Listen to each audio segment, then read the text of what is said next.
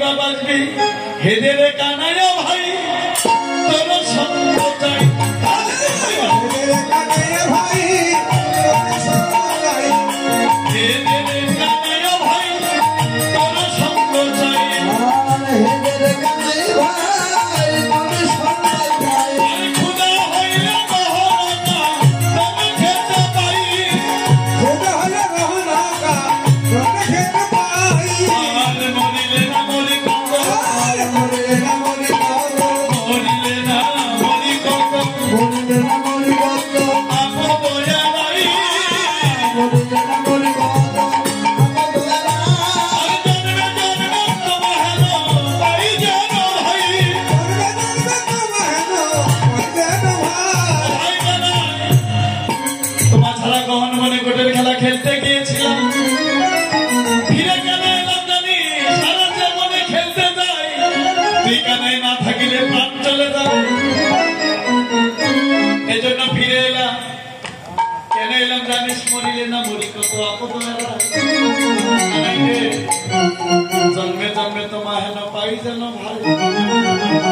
ওটা না আজ বহু ভাগ্যের ফলে এই সাধু সঙ্গ পেয়েছিলে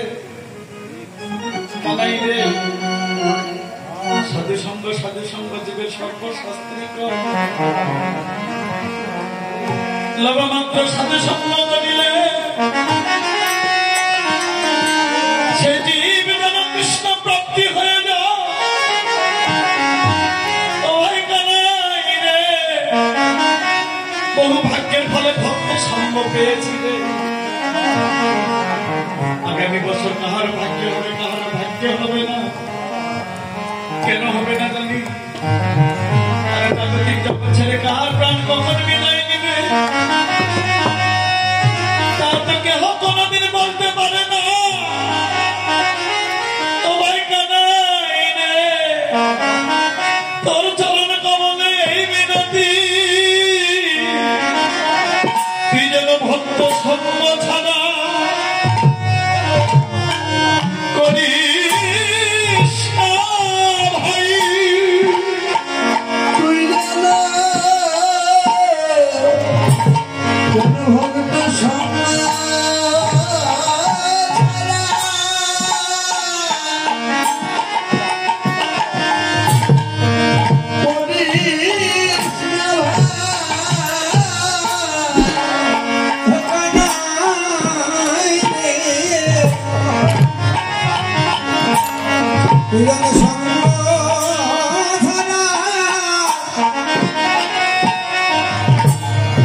সমাধান করি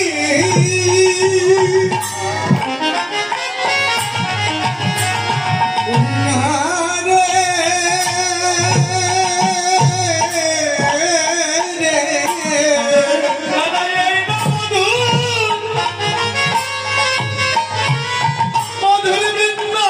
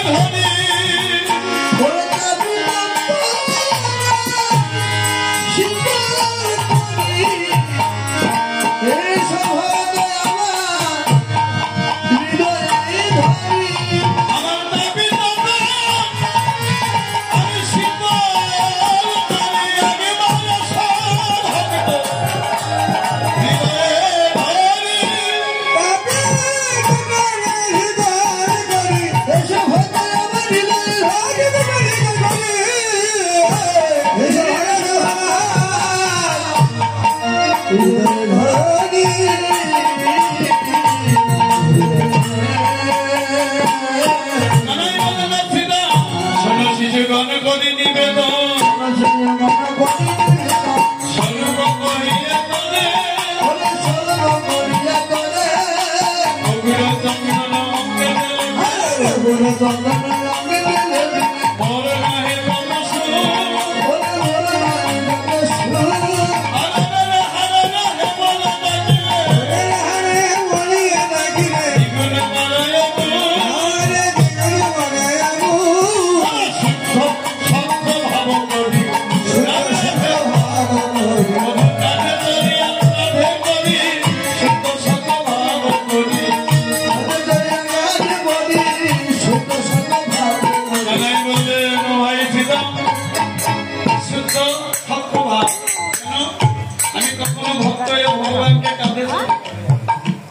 আমার কখনো ভক্তকে আমি কাঁদে এভাবে নাম শুনতে সক্ষম ও ভাই শ্রীরামরে আমি কি করিব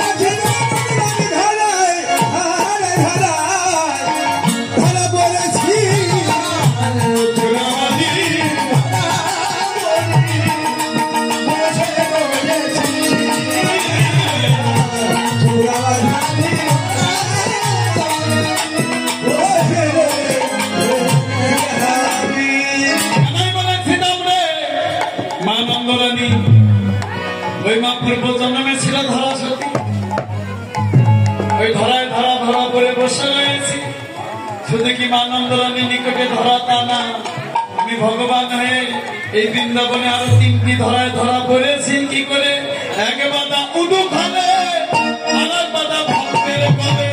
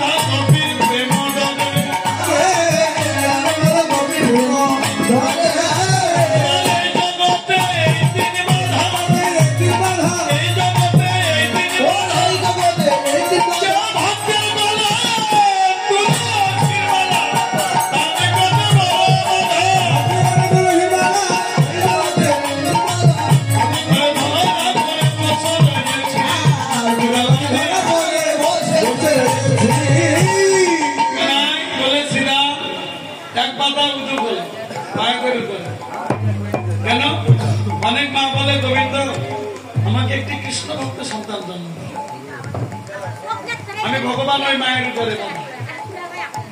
আর এক কথা ভক্তের গলে দিদি এই যে দিদি এই গ্রামে বাড়ি আপনাকে বলছি এই গ্রামে বাড়ি আপনাকে বলছি হ্যাঁ এই গ্রামে বাড়ি কালে কেন আস্তে আস্তে আস্তে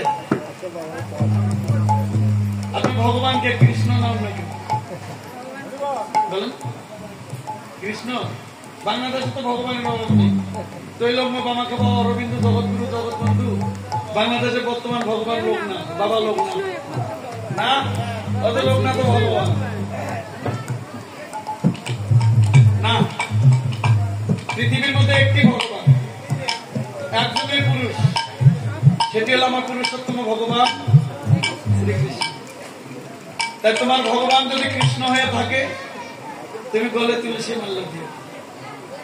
আর যদি তোমার ভগবান কৃষ্ণ না হয়ে থাকে তাহলে তুমি গলে তুলসী মাল্য দিও ভাগবতে প্রমাণ করে বললো যে মায়ের গলে তুলসী মাল্য নেই তার হস্তের এক গ্লাস জল সেবা করা কৃষ্ণ সমুদ্র মূত্র ভক্ষণ করে শুধু তাই নয় ওই মা যতবার তার নিজ পতিকে সেবা দিবে ততবার ওই পতি রাজি বলা মা ধরা সতী একটি না দুটি স্তন বাজারে বিক্রি করে এনে দিল বাড়িতে গোবিন্দ স্তন দুটি কার নিকটে কেটে দিল বাজারে দোকানদারের নাম কি বাবা কি নাম গো দেবদেব মহাদেব দেবদেব মহাদেবের নিকটে মা ধরাসতী দুটি স্তন কেটে দিল বাড়িতে এনে দিল গোবিন্দ সেবা গোবিন্দ জানে নারদ তো জানে না ওর পক্ষ থেকে 3টি ফোঁটা রক্ত ঝরলো নারদ বললেন মা ধরা তুই তো রজশালা কি করে ভাবলি যে আমাদের মতো দুজন অতিথি ব্রাহ্মণকে সেবা দেওয়া পক্ষ থেকে হস্ত ছেড়ে দিয়ে বলেছিল আমি রজশালা না আমি কৃষ্ণ প্রেমের উদির ধারা তোমাদের দুজনকে সেবা দিব বলে আমি নিজের স্তন বাজারে বিক্রি করে এনে তোমাদের দুজনকে আমি সেবা দিয়েছি গোবিন্দ বলেছিল মা ধরা তোর নিকটে আমি কৃষ্ণ ঋণী আমায় দর্শন করো আমি কে শঙ্খ চক্র গদা পদ্মধারী গোলক বিহারে হরি ওই রূপখানা মাকে দর্শন দিয়ে বলেন মা তোর নিকটে আমি ঋণী এ ঋণ শোধ করিব তারপর যুগে শ্রীমধুর বৃন্দাবনে তারপরে তুই হবে আমার মা মঙ্গলানী তোর নাম আমি হব সেদিন তোর নীলমণি তোর মণি খাবো সেদিন অঞ্চল ধরিয়া হরি বল এদিকে দেবদেব মহাদেব স্তন দুটি মরতে ফেলে দিলেন স্তন দুটি মা মা বলে কাঁদলো মা দেবী দুর্গা এসে স্তন দুটি হাতে নিয়ে একটি বেল গাছে লাগিয়ে দিল ওই দিন থেকে বেল গাছের নাম হলো শিব মা দেবী দুর্গার পূজায় কি লাগে বেল বেল যুগ বেল এক ফোঁটা দুটি যুগ বেল লাগে যুগ বেল ছাড়া মায়ের পূজা হবে না ওই যুগ বেল মা ধরা সতী দুটি স্তন ওই যে 3টি ফোঁটা রক্ত ঝরলো 3টি ফোঁটা রক্ত গোবিন্দ বললো যাও বেল গাছে যাও একটি ফোঁটায় 3টি পত্র রূপে জন্ম নাও কার সেবায় লাগবে দেবদেব মহাদেব এই পৃথিবীর মধ্যে একজন শুদ্ধ কৃষ্ণ ভক্তকে সেবা পেলে তবে তুমি গোবিন্দকে পাও এজন্য আমরা এখানে এসে এক ভক্ত আর এক ভক্তের চরণ সেবা করি কেন করি কার হৃদয়ে গোবিন্দ আছে বলা বোঝা কার চরণ ধুলি আত্মবর্ষে গোবিন্দ পাবো তাহাও বলানো যাবে না এজন্য আমাদের গল্প ছোট বড় যেই হোক না কেন সবার চরণ ধুলি আমাকে লেপন করা